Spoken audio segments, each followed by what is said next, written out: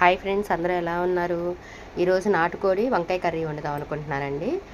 First ఒక అర KG నాటుకోడి మాంసం తీసుకున్న, తర్వాత ఒక అర కేజీ వంకాయలు, 2 ఉల్లిపాయలు, 2 టమాటాలు, 2 పచ్చిమిరకాయలు చక్కగా నీట్గా కడిగేసాను చికెన్. తర్వాత వంకాయల్ని కట్ చేసి పక్కన పెట్టానండి. ఉల్లిపాయలు, పచ్చిమిరకాయలు అన్నీ కట్ చేస్తాను. పొయ్యి మీద బాండీ పెట్టి వంకాయలకి చికెన్కి సరిపడా ఆయిల్ పోసానండి. నూనె వేడెక్కిన తర్వాత ఉల్లిపాయలు, పచ్చిమిరకాయలు వేసానండి. కొంచెం పసుపు కాడ వేగిన తర్వాత కరివేపాకు వేసేసాను. కరివేపాకు తర్వాత వంకాయలు, చికెను, టమాటాలు, ఉప్పు వేసి కొంచెంసేపు మగ్గబెట్టానండి. మగ్గిన తర్వాత కొంచెం కారం వేసాను. కారం కాడ మగ్గిన తర్వాత కొంచెం వాటర్ పోసానండి. వాటర్తో కొంచెం చికెన్ బాగా మగ్గిపోయిన తర్వాత కొత్తిమీర వేసి దింపేసానండి. చాలా బాగా కుదిరిందండి చికెన్ కర్రీతో. అసలు వంకాయ మామూలుగానే వంకాయ టమాటా అంటే మాకు చాలా ఇష్టం. ఇక చికెన్ వేసేవాడికి ఇంకా బాగా కుదిరింది.